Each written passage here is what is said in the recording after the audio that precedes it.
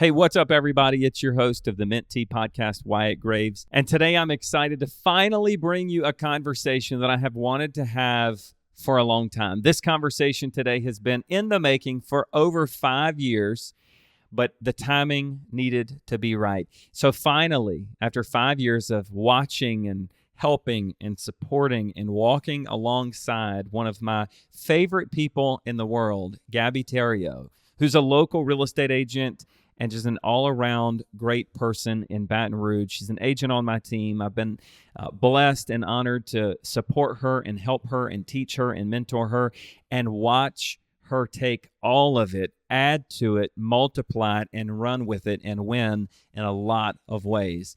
Today's conversation is with her as we kind of unpack her journey over the last 5.5 years and all that she's been able to accomplish by surrounding herself with the right people that support her desired future self. Hey, if you're looking for inspiration and you feel like you're just an average Joe, today's conversation is for you. So with that, let's get into my conversation with Gabby Theriot.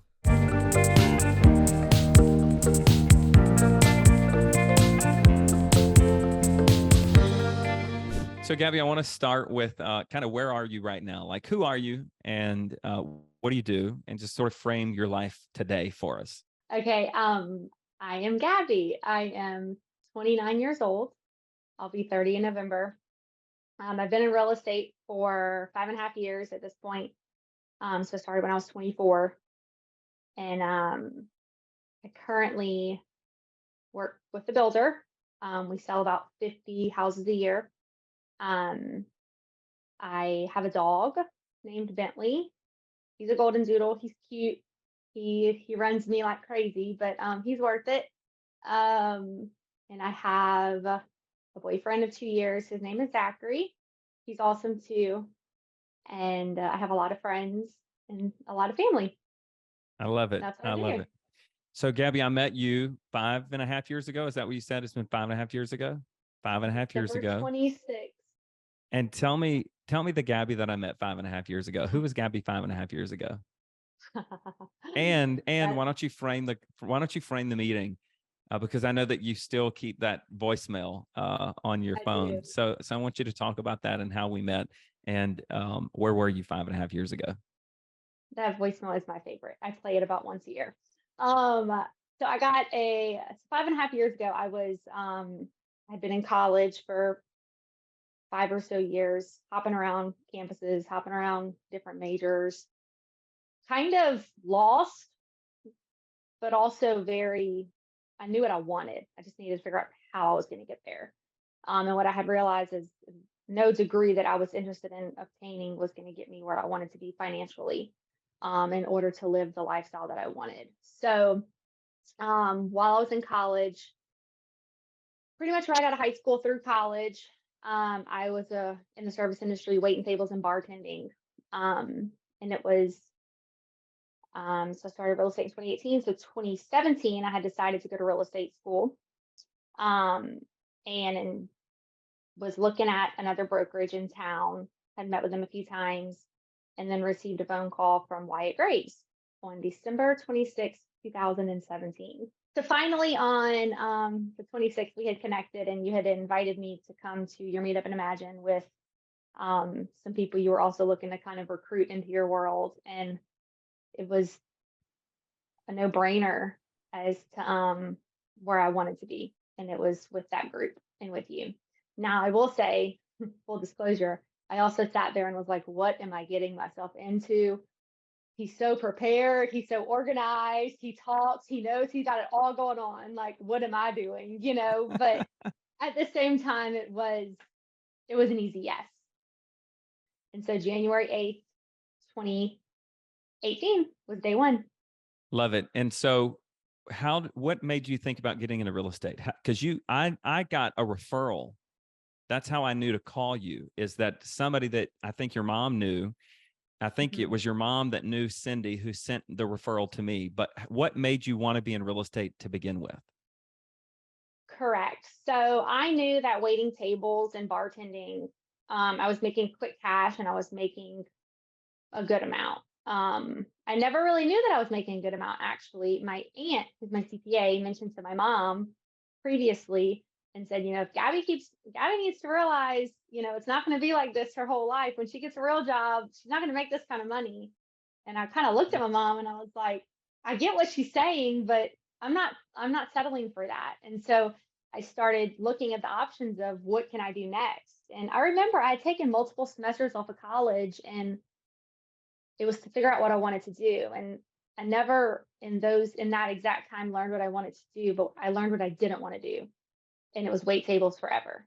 So how can I not wait tables forever and bartend and still make the same type of money or more? And that's where real estate showed up. And somebody that you knew as a realtor, is that how you were exposed to this career? Yes. Yes. I had a friend in the same market doing real estate at the time. Gotcha. Gotcha. Hmm. So you came to the meeting, you decided Yep. to join up with us, and a lot has happened since then. There's a lot of topics that I thought about that we could talk about, but one of the things that I think, Gabby, that kind of captures the whole essence of our 5.5 year professional relationship is life in the arena, on the floor of the arena. So Hmm. I think that you should share, I'd like for you to share your experience with um, the arena. And let's just start there so that we can share that. And then that way people will understand all of the ups and the downs that we've been able to experience in this career and with relationships, and how it relates to living life on the floor of the arena. Hmm. Sure. Yeah, I'm glad you said that. Um, so life on the floor of the arena. I was first introduced to the speech by Theodore Roosevelt, the man in the arena. I believe the first time I ever heard it was from you, Okay. and it was good. I think you read it to us in a team meeting. Maybe it was good. I liked it. Then I actually, the second time I heard it was through the therapist I had been seeing. And she told me to read a book by Brene Brown. It's called Rising Strong. And in Rising Strong, Brene Brown breaks down the speech. And she gives all these examples of what the speech means to her and how she hears it and how she uses it. And it clicked for me. That was the second time I had heard it. And then the third time I had heard the speech was from a life coach I had at the time, Anna Kruger. She had been working with me on some strength finder activities, and one of the podcasts associated with the activities and my results referenced the man in the arena. And so that was the third time I had been exposed to this speech. And what it talks about is, if you're going to win, if you're going to win, you're also going to fail. So Hmm. you'll never know. In order to win, you have to also know what it's like to be bloody and sweaty and crying and losing and getting dragged down and having negative feedback and having a lot of critics. And, if you're not hearing that, you're likely never going to experience the success. So in order to experience success, big or small, you have to experience the opposite as well. It's not often that we experience, the pretty sunset without getting through the muddy waters to get there. And so So good. there's been a few times in the last years, I guess, that I look at situations and I have to evaluate. Brene Brown says, when you're on the floor of the arena, you need to save spots for certain people. You need to save a section for your biggest cheerleaders. You need to save a section for your haters, save a section for all these people. And one person you also need to save a seat for is yourself. And you need to be able to watch yourself perform. And for me, that's a big deal. Just being able to look at my life from the outside and observe and notice, and maybe this situation plays out like this, and maybe these are the haters or maybe these are the cheerleaders, but I have to keep pushing forward. And so I like to think of everything I do as being on the floor of the arena. And I did forget this part. I have in 2020, I bought a custom painting of the floor of the arena, of what the view would be like, and it hangs above my desk at home. And it's just the visual reminder of, today might suck, but this is where I'm at. I'm on the floor. And if I'm going to win the Super Bowl, I'm going to have to also get tackled. I don't just get to get touchdowns all day long. There are bad times too. Yeah, so good. I love that um, quote, that story, that poem.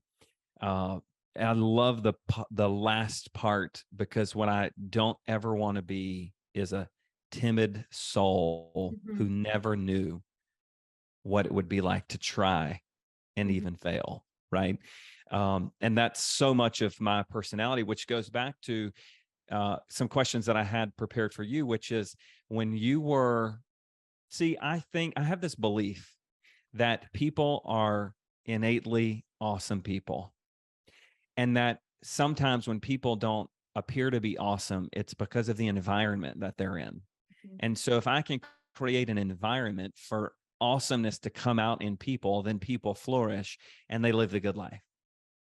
And Mm-hmm. so for that poem to stand out to you, for that saying and the parts of that story or poem to have the impact on you, you obviously already had the hunger, the desire, the drive to be all that you are and to be awesome. And it Mm-hmm. was once you heard it, were exposed to it, that you could put some words and pictures and stories to the things that you feel as you go throughout life. Mm-hmm. Mm-hmm. I'm instantly laughing as I think about the moments of feelings that we've experienced and the time that you had to break down On your office floor in my in here. office on the floor. I didn't think that we would talk about that, but we're going to talk about that today. That was a good time. It That really was a good time. was. And so, this is one of the notes that I have. I mean, Gabby, of all the, like, I have a lot of people in my world, and you're one of the people that stand out as being a very a favorite. And why is that? Why is Gabby a favorite? Why do I have so much appreciation for you? And the reason is because you are one of the few that I think understand living on the floor of the arena, and you're willing to embrace all that comes with living on the floor of the arena. You don't back down, you don't shy away. You are bold, you are strong, and you are also, as you even said it, able to harness this part of you, which is the observer of you.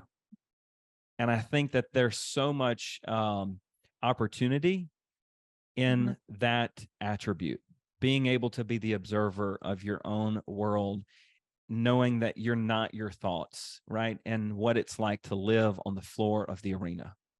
Mm-hmm. Well, and I think too, what's good about it, having the analogy for me, or the quotes or the speech to reference it, it allows me to say sometimes, like, this is not an arena I want to be in.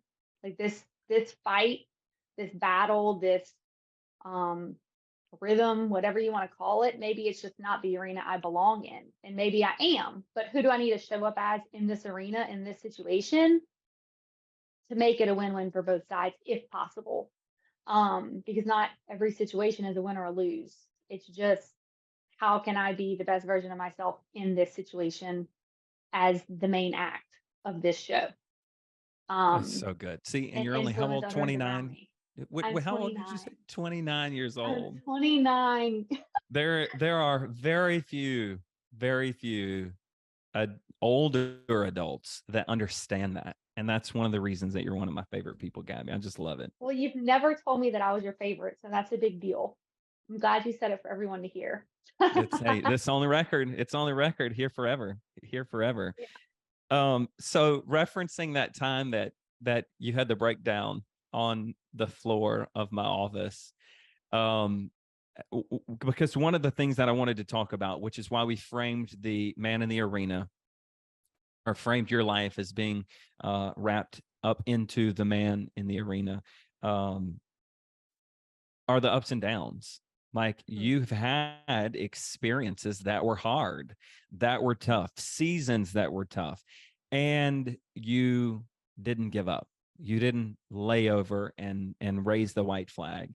And I don't remember the exact details of the breakdown on the floor, but we've had if we use that as a metaphor, we've had lots of those moments. What is it? How do you get through it? What makes this environment one that you continue to lean into so that you can get through it? And what would you say to other people that are feeling that same feeling of emotions or feelings of lots of emotions that I can't do this anymore? And what happens after you have the breakdown? Okay, I'll do my best to answer that question. I would say, looking back in 2018 when I started real estate, as I previously mentioned, I had no money. I was 24, living with my parents, just trying to figure it out. About a year into real estate, a year and a half, I was actually hired kind of as a partner of someone on our team, Amber.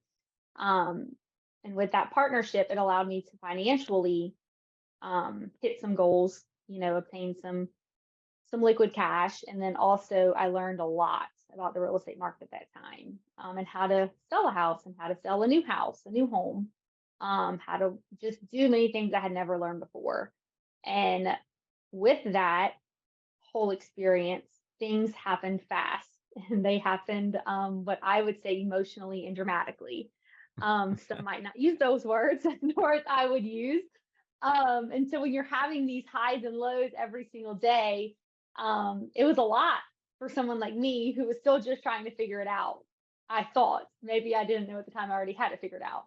But so, it was every day trying to just, when you're talking to 15 to 30 people a day, trying to help them reach their goals.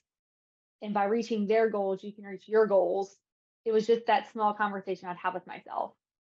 I just need to make the one more phone call, get through this one hard time. How can I overcome this? Because we can move forward from there. In saying all of that, that was just maybe some small examples with clients or, certain real estate transactions. But, so I was hired with Amber a year and a half into the business, and probably about a year later, after hitting my goals and learning and structuring my business to kind of be with her business, her and I did kind of go our own ways. It was a blessing, but at the time it felt like a really big slap in the face. And it sucked. But what I knew was there was nothing I could do about it. The story played the way the story played. And it really was for everyone's best interest, even though it didn't seem that way at the time. And by that hard time happening, which I'll also disclose, Amber and I, then and now, we're very, very close friends through the real estate world. So she was someone I leaned on every single day as a friend, as a business partner, as a mentor, as somewhat even, I would say as a personal mentor. I don't want to say she was like a mom to me, but she did play that role to some extent. She took care of me in ways, I guess, because there is an age gap in our friendship. Are you saying that Amber's old? I'm not saying Amber's old. I'm saying Amber's older than me. Amber's older than me. I just wanted to ask on the record, because I know she's going to hear this conversation. Yes, she will. She's older than me. So she did help. I mean, she's an awesome girl. So when we did part ways, it sucked, but in the end, I was able to. And you just parted ways, just for the record. You just parted ways in the book of business y'all were working. She took the book of business 100%. And you had to start over. Correct. And, my starting over did actually, we were able to arrange it to where it was a win for both parties. It was 2.5 years into the business, and I was just earned 50 units a year with a local builder. And that was a blessing. Although it was a fight to get there, whether it be small little things day to day or whether the shift in a business arrangement, it was hard, but it's been worth it. And when you ultimately, oh, go ahead. It's ultimately allowed me to live the lifestyle that I live now. That's big. But if I would have never, here's the deal, I had to be the assistant / partner and I'm going to use the word fired. Probably we like using the word fired. I mean, it's dramatic. Fired is dramatic. And it makes That's it a dramatic word. It's dramatic. That's right. When you got fired. When I got fired from being the assistant, I ultimately became the CEO. of a whole nother book of business.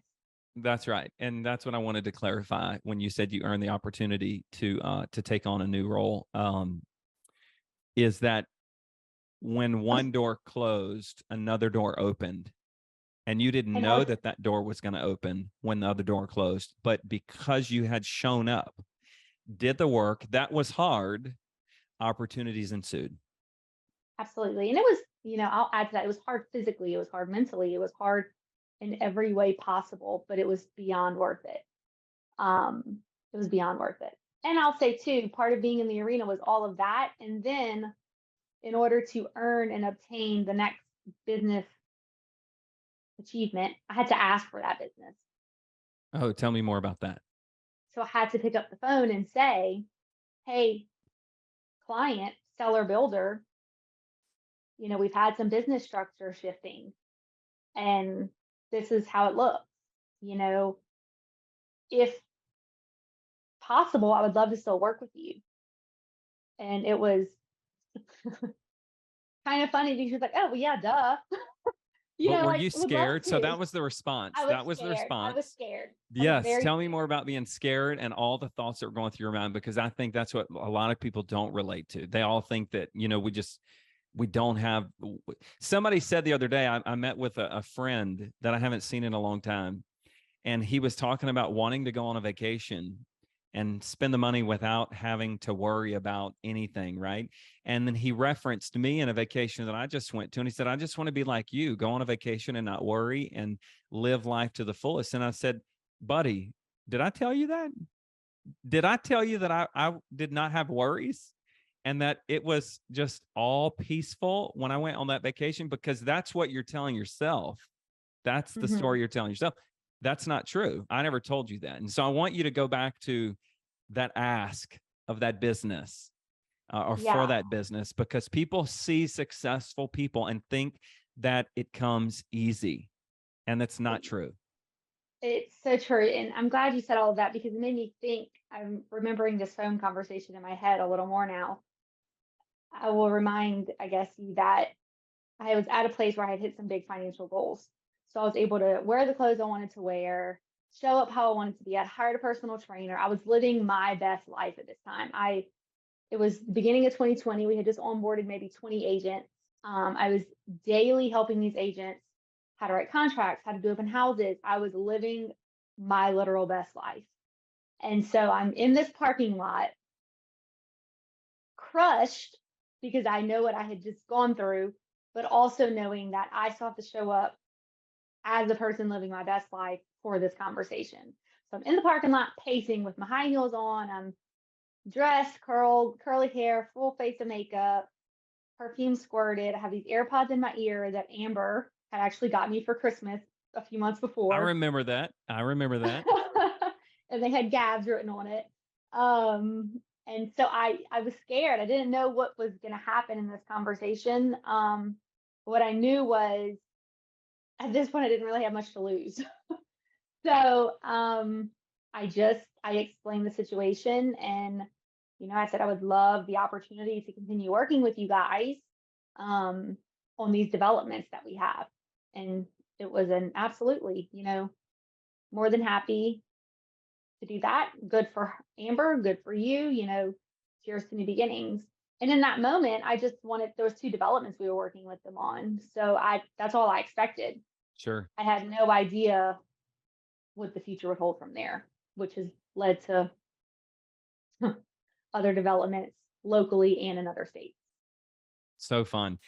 So I want you to, you kind of mentioned it a little bit about living your best life, having a personal trainer, all the clothes, this, that, and the other. I want you to talk about some of the big wins that you've been able to have over the last 5.5 years and just sort of celebrate them, because Gabby, as you know, what we celebrate Thrives. and what we don't Dies.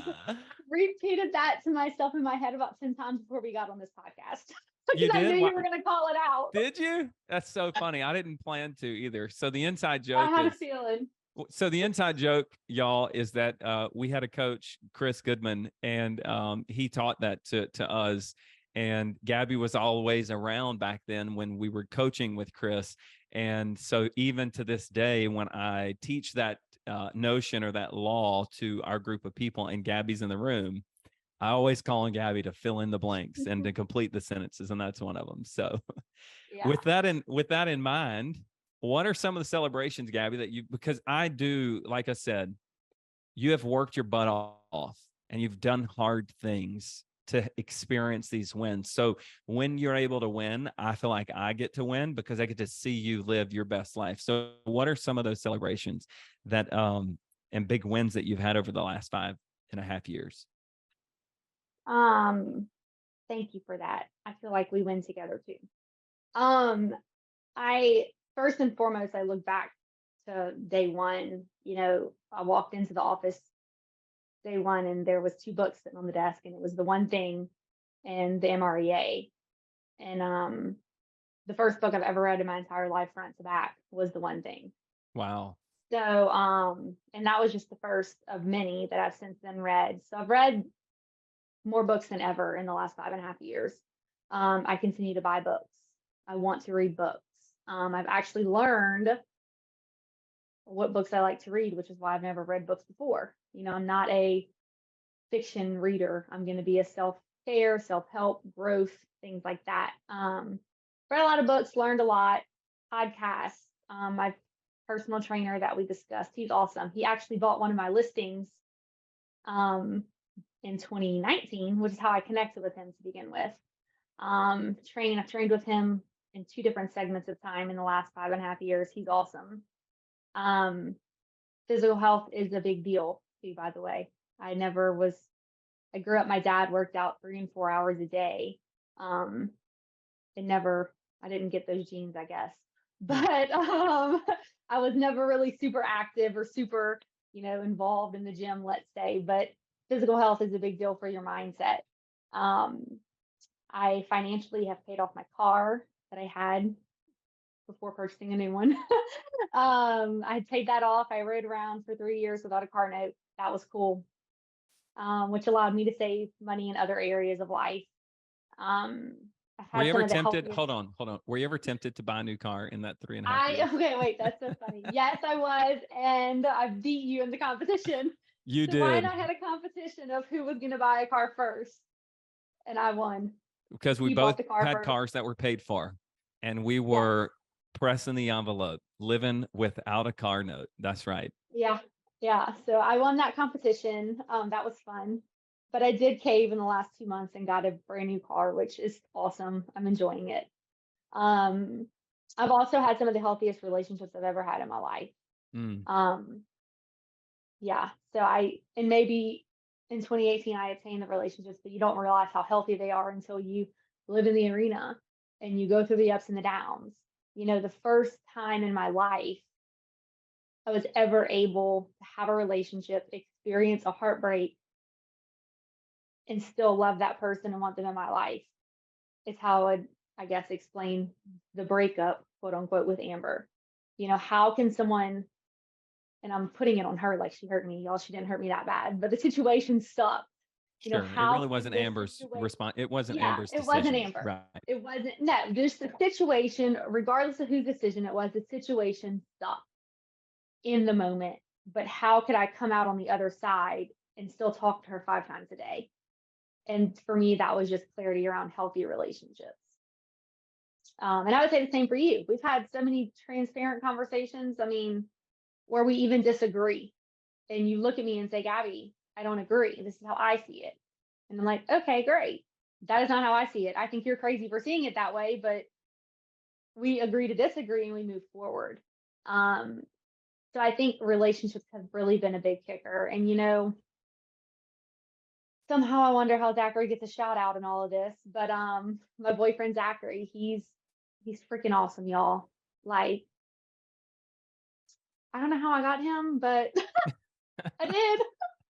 I guess I went fight on the floor of the arena. He's awesome. He is, I'm gonna say, one of the best things that's ever happened to me.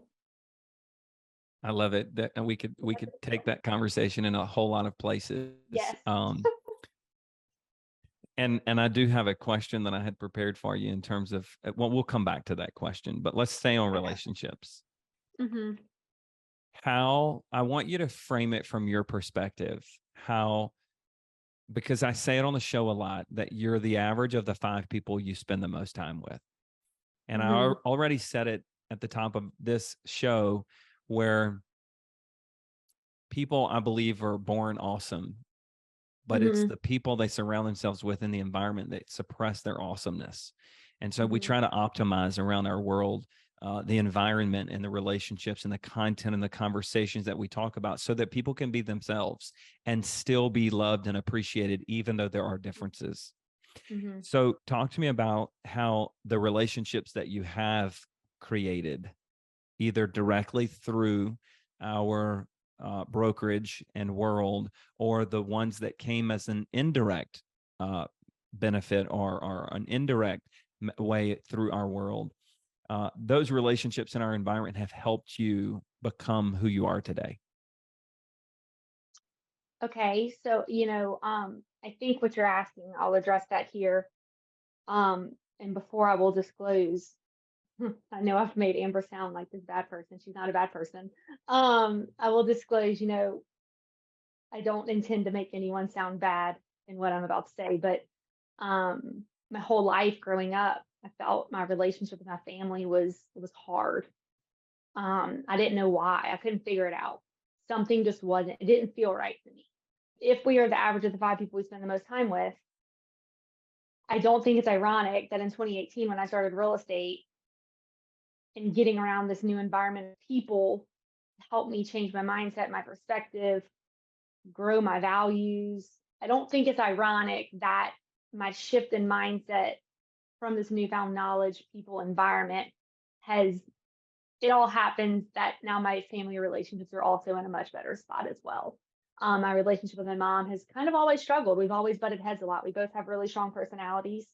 And I think we're at a spot in life where the new environment I've been exposed to has allowed me to show up to the relationship different. At the same time as her being exposed to other environments, it allows her to show up different as well, if that makes sense. Yeah. Speaking about, or referencing, you're the average of the 5 people you spend the most time with. You've grown a lot. You've experienced a lot. You're in a good place. You're living the good life. How has the relationships, like examples of the people that you've met in our brokerage or our world, or the people that you've met as a result of people you've met, like 2 degrees away from our brokerage, right? How different is your life today than it was 5 years ago, or even what you ever envisioned it to be, because of the relationships? And like, show us proof that you're the average of the 5 people you spend the most time with. So when you get intentional about those people, how much things change. Understood that question. I like it. So the first thing that comes to my mind actually is, I would honestly say in 2018 was when I was the most intentional. Because I was brand spanking new. I didn't know a dang thing about left from right. But the very first thing that comes to mind was you being a part of Go Abundance and receiving the book in the mail Mm. from Kelly Flanagan, Loveable, and you allowing me to take that copy and read it. And that is, I would say, top 3 books that changed my life forever. Had I not been around you, had you not been around him, you would have never received the book for me to read that I've now probably read 100 times. So that's one great example. If you haven't read that book, highly recommend. That's one example. I look at my relationship with you, which has also led to my relationship with Amber, which has also led to your relationship with Allison, who I believe is on another episode of this podcast. Who it's kind of like a family tree in itself. You say it other times as well. Like when you speak things that you want out loud, you get it in return in some way, shape, or form. And I think that there's so many relationships. It's hard to put into words really, because there's just so much that happens when you spend time with the right people. For sure. And I don't know if that answers your question, but my whole life I honestly, we can use Taylor Swift's Eras Tour. saying here. I feel like 2018 to now is an era of my life. It is like the light switch flipped. Mm. Like who I was then versus who I am now, totally different person. Isn't that crazy? We had And our it's because of the people in the books and just all the things. yeah, because we say it, you grow into the conversations around you, and Mm-hmm. your input shapes your outlook. Mm-hmm. And so when you get intentional about who you surround yourself with, conversations change. Mm-hmm. And the power of group genius and the ideas and the things, right? Like, so one of the notes that I took from our call so far that I want to go back to is you referenced a trainer, you referenced Mm-hmm. a life coach. Mm-hmm. And I know that you've been to you came to the mastermind event in April where you got to meet Kelly Flanagan Mm-hmm. and Jeff Woods and Mm-hmm. so many other people. So, um, relationships have led to conversations, which has transformed your life. 150%. Yeah. So I want to go back and talk about some of those people because you referenced, and it was kind of lightly, and I want to dig a little deeper, but you've had a life coach, you had a Mm-hmm. therapist. So I want you to tell me about Mm-hmm. coaching and the exposure to those coaches and the impact that they've had on your life. Like, why get a coach? Why join a mastermind? Why attend a mastermind? Why see a therapist? Like, Mm-hmm. there's a lot of people that would never do that, would never prioritize spending the money to do that, would never have the courage to do that. So talk to those people. Sure. So the first person I ever hired really was a therapist, and that was in 2018. Um, Me and my mom hadn't spoken for probably a year at this point, and I didn't know what to do. And so this was kind of the last straw. So I went to therapy um, for probably 6 months or so. Finally thought that session was I was good there. Um, Continued reading books, and then out it was 2020, and I was like, I'm living my best life. Life is great, but I need someone to make sure I do the things I need to do. And then I said that out loud to myself, and I was like, what does that even mean?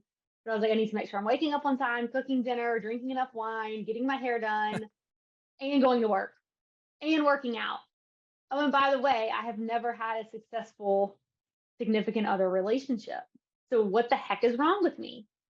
So I hired Anna Kruger for my first life coach. We had had a previous relationship with her through the team, so I felt comfortable with her. Um, and I hired her, and we would meet, I think, once every week for an hour, and we would just talk and talk. It honestly was the best thing. I'll never forget. She made me when we got on the relationship conversation. She made me make a spreadsheet of all of my ex boyfriends, and there was a column of their name, what I liked about them, what I didn't like about them, and why it never worked. And we still laugh to the day about the spreadsheet, but it was a way for me to dive into just a little deeper. Like, if you really want this, how do we get it? Why did it not work in the past? How can we change things moving forward? Um, and so that was fun. Then I had my next coach was this was the coach that you made me hire before I broke up with you. You made me hire Ron Patulski, or his world, let's call it. It was a tough time. Again, healthy relationships. How can we sit here and laugh and have this conversation? But you said before any decisions are made, Gabby, I want you to talk to Ron. Because to set the picture, you were feeling feelings of what and thought you should do what? Where I was, were you? the grass may have been greener The grass elsewhere. looked greener elsewhere. And I knew it probably was, and also probably wasn't. Pros and cons both ways. But your world at the time was all I knew. And so how will I know if the grass is greener or not greener if I don't go get my feet wet? Mm-hmm. Um, and so we were on a Zoom call, and I was in tears. And you said, I need you to do the coaching with Ron. Okay, great. And I ended up coaching with Courtney on his team, and she was freaking awesome. She deserves all the kudos. She, I don't even, she, she understood and she pushed back. So she would let me sit in my pity party, and she would also say, all right, next, move on. We're over that. Like, we've already evaluated that. We've already dug deep. We're not going back there. Like, we can't sit here and sit in our tears all day and wonder all these things. We need to move forward. So she allowed me to really put some good values in place on my life that have, the cool thing about it is I write them down often. I wrote them down before we jumped on this call. And anytime I feel a really strong feeling in a relationship or a really weak feeling in a relationship, I can look back at that list of values and say, okay, this relationship isn't thriving or is thriving because this is being met or unmet. How can I make, if it was a scale 1 to 10, how can I get it closer to a 10 or a little lower to a 0? How can we become a little more aligned here in the values to make the relationship be where it needs to be? Had I not coached with Courtney, so many things would not be here. So one of the things I love about Ron, and I talk about Ron a lot, is he does help whenever you initiate coaching with him. He helps us identify the values in our identity statement. How important is that? You just kind of shared how that's served you and served your relationships and helped you become who you are, is clarity around your values and using them as a decision filter for decisions. Yeah. And so I think too, like one of my biggest takeaways from Courtney was we started the call on first or second day. She made me just talk. She just listened, and she would just take notes, and she would ask me small questions, and she'd take some notes. And then at the very end of the 90-day program, we did the same activity. And one of the biggest takeaways I had was, one of the words we discussed was loyalty. And by the end of the 90-day program, the word shifted, let's say, to commitment. And so we really did a lot of work on what that even looks like. It's kind of hard to explain. But how loyalty can come across as negative and commitment can come across as positive. And so just the mindset and the work on that. And I carry those words around with me pretty much every day. I love it. Will you share what those words are with us today? I will. I wrote them down. Yes. They are alignment, authenticity, commitment, connection, and growth. And I have added for fun. I've added the word fun. Yeah. So that's 5, right? Yes, 5. And when coaching with Courtney, just a little tactical lesson for our listeners. Why don't you have 10? Because the 10 are even really just 5. And if we focus on the 10, we'll never really focus on the 10 is the simple way to put it. If I were to have 10 words, 2 of them would probably mean the same thing, or they would come from the same place, or 10's not necessary is really the simple way to put it. Yeah. And how do you remember those 5? Like, how do you practice those values? How do you remember them? How do you use them? Help us understand your relationship with those words and how you've grown the relationship with those words. Because a lot of times we think about words that are important to us, but then life happens and we forget that we ever, solidified that word. So how do you do life with those values? So in the coaching with Courtney, we actually define these words and what they mean to me, not what they mean to Google or Brene Brown or Wyatt Graves or anybody like this. What do they mean to me? And I have altered those definitions along the way as I see fit. The words to me, it's who I am. It's who I want to be in a relationship with. And it's okay if some relationships don't have it. It's kind of like you have a table and you have people sitting at it.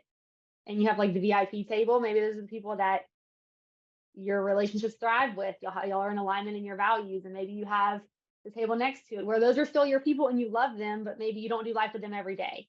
Maybe, they're your second BFF, not your first BFF. So it's a compass, I think is how they actually explain it in the coaching. Yep. It kind of allows you, there's no final destination with the words. It's something that guides you along the way. I love that. And so do you have them printed out in a journal? keep them in your phone? Like, how do you maintain awareness of those words?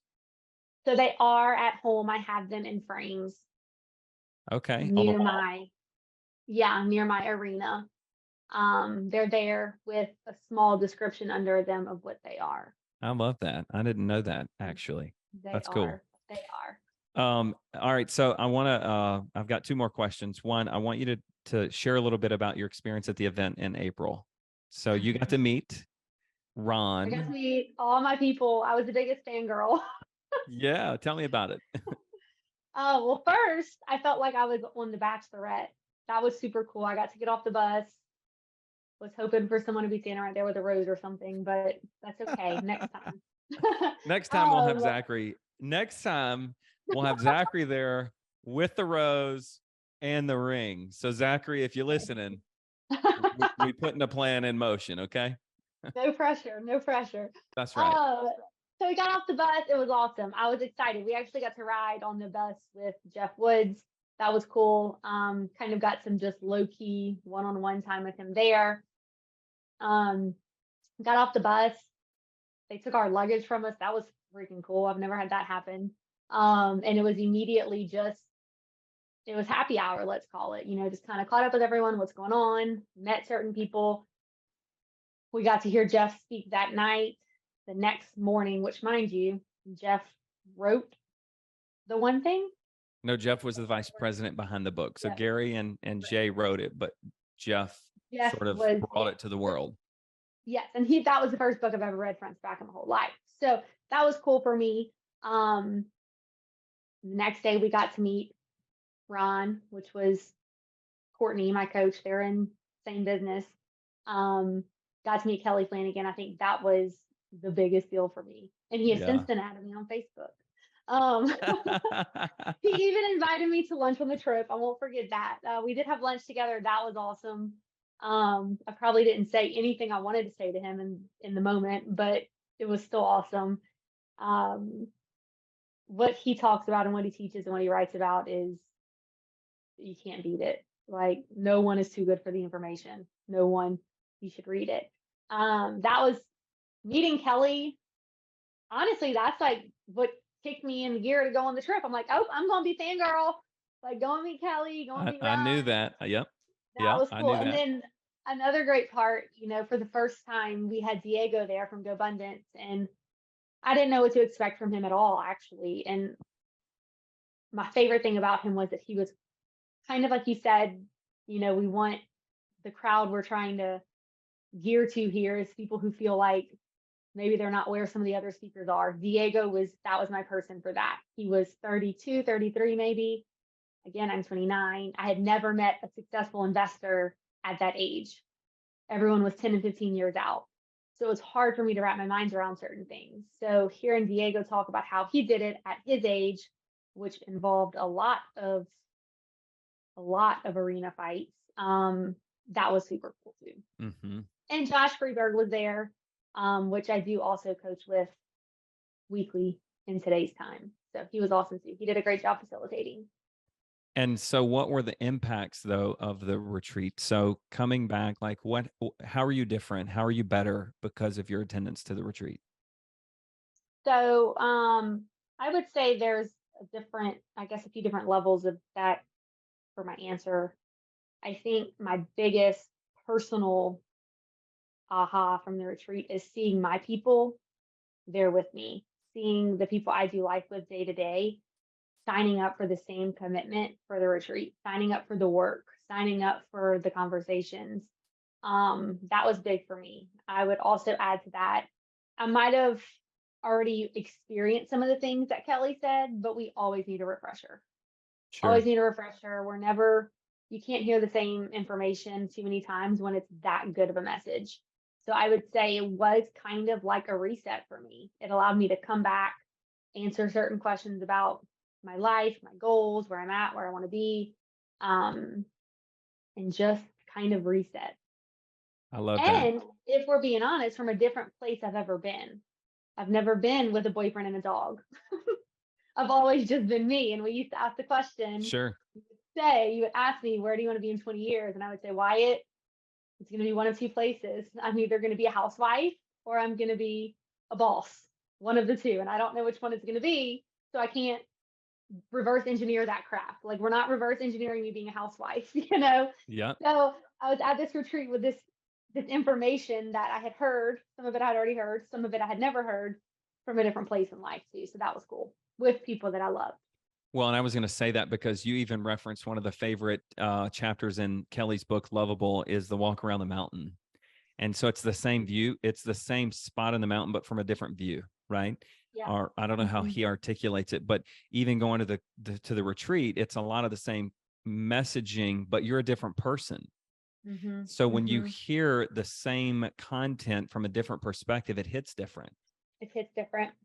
And the way he describes it in the book is if you walk straight up the mountain, you would basically die. Like if you're walking up a steep mountain, if you're going to make it to the top, it's going to be extremely rough. But if we walk around it slowly, as we should, we'll hit the same view from a different level. Yeah. Every So time good. we're saying that. I love it. So the last question I have, Gabby, is what does the future look like? I mean, how much of a great segue was that, right? What's in the Yeah. future now for Gabby? Well, I hope to be a wife and a mom to not a dog. On a personal level, I would like to get married, have kids, and bring my dog with me. I won't leave him. But I would say on a personal level, that's my foreseeable future goals. And a business level, I've hit some pretty awesome goals being this new to the business, especially at my age. So I would like to say I would like to, at a minimum, maintain the income level that I'm reaching, if not exceed it. Very good. That would ultimately allow me to live a good life. Very good. I love that. So I want to go back and ask two questions. So editing team, we may put this back earlier in the call because of the way we just were able to end. But there were two questions that I just noticed that I overlooked. One was getting Bentley and that decision and what that did for you. So Gabby, before we go, let's talk about Bentley. I want you to walk me through because that was a big decision. That was a big That's decision. a big decision. It was. And it took a long time to decide that. But getting Bentley did more than just getting a dog. Yeah. Tell me about that decision and how that all happened. So people will think I'm crazy when I say this, but that's okay. I was young. I had some cash flow and I was single. So it was me, myself, and I with money and a career that I spent a lot of time in the career doing the job, but I also had a lot of flexibility. So I needed a schedule outside of myself. I needed something to be responsible for outside of myself in a career, which led me to getting a dog. He's a little white golden doodle. He's not Instagram famous, so we can't follow him in anything like that, but he could be. He is a hot mess express. He has been everything. He's probably worse than a kid. He's prescribed Prozac. Like he is just all over the place. From a puppy, I mean, he's bigger than he was supposed to be. He's way anxious. He's way excited. I used to have to get dressed in the shower with the shower curtain closed because he would bite my wrist and my clothes. Like I would show up to work with bruises up and down my arm. And I remember he was 6 months old and everyone say, "Is Bentley?" No, they thought that I was using Bentley as a cover for my new boyfriend who might have been beating me because Bentley would just tear me up. Um, he's fun. He's a good time. I love him. I would not send him back, but man, oh man, I have highly considered to this day. Which I love. And if you go look at Gabby's Facebook, you see all the adventures of Bentley and the neighbors and Gabby and the dog. Yes. But really, to me, I love I love the notion of taking such a big step that was so intentional. It was a really intentional, serious decision to get the dog. And I love that. The second question that I had earmarked for us to discuss is your value of authenticity and fun. And I don't remember the other ones, but I'm going to say boldness because that's one of the words that I use to describe you. When we were in the thick of launching our team and having all of those conversations, being trained and taught that a conversation wasn't a conversation if it wasn't voice to voice, and you bucking the system, right? I do think that one of the things that is an attribute for Gabby is she's going to buck the system. If you think that we're trying to get you to do something, you're not going to do it because it wasn't your idea. And that's through and through a lot of things. And having those conversations, voice to voice, is one of them. And so I'll let you talk about it, but I also want you to deliver the punchline, which is what constitutes a conversation today. Okay, so 2018, we're in the Keller Williams world. In the Keller Williams world, a conversation was voice to voice. Whether it be a phone call, whether it be in person, it's voice to voice. Again, I'm 24. Everyone else in the office is 30 plus at the time. And I'm like, no, I'm not picking up the phone and calling 20 people a day. I'm not doing it. I'm not doing it. You also said your friends weren't people to buy houses. Yeah, my friends weren't buying houses. I didn't have a sphere. I was pouring Fireball in their mouth at 2 a.m. just 6 months ago. Like, I'm not picking up the phone and calling them. And there were days where you would say whatever, and there were days where you were like, no, pick up the phone. And then there were days where you would say, okay, fine, go to an open house for 7 days in a row at the same house and switch subdivisions every week, switch houses every week. So I got very creative in that. We took bowls with Keller Williams, and me and the bowl instructor, he fought me. I was probably the youngest person in that room, and everyone was looking at me like I was crazy because I was like, this is BS. Like, if I can sell a house via text message, who cares? Like, who cares? Do we really care about how it happened, or do we care about getting what we want? And so it probably had to have been about a year after we started real estate, in, I guess, the January, that I think Bold 2.0 came out. Or maybe it was 2 years. And now you can text and it counts as a conversation. That's right. Gabby, the trendsetter. Text, you can messenger on Facebook. You can do whatever you want as long as there's a response. It counts as a conversation. So I did buck that system big. I was not making the call. And we should have taken a picture and sent it to the bold instructor, huh? Say, hey, I'm glad to have helped. I'm glad to have helped. I'll send you the bill. That's right. And so now in today's world, it's as long as you basically send a message and receive a message, if I'm correct in that, it's a conversation. It counts as a conversation. That's right. You know, before we go, even those little stories remind me, because they're easy to forget, but working those open houses, delivering the signs in the yards of the new construction, doing the subdivision field days once a week, you've attributed a lot of that work to your skill level and capacity to be able to then walk into that opportunity like a boss to take care of the builder that you represent, that has together helped you have the life that you have today. So again, it's a different version of living life on the floor of the arena. And what a lot of people think may suck or be so slow that it doesn't feel like they're winning, by working the open houses and working the field days and this, that, and the other, it has empowered you to do a whole lot. And that's awesome to watch and to see on the other side now. Absolutely. I agree. I love it. Gabby, this has been great. I've been looking forward to this for a long time. And I know that you have joked about being on a podcast, but here it is. We've finally been able to do it. Yep. We can say that you've done it. Check that box. In 5 years, 5.5 years. You can be anywhere you want in 5 years. That's right. Maybe an extra half, but that's all right. That's all right. Well, that's because it was on your terms. That's right.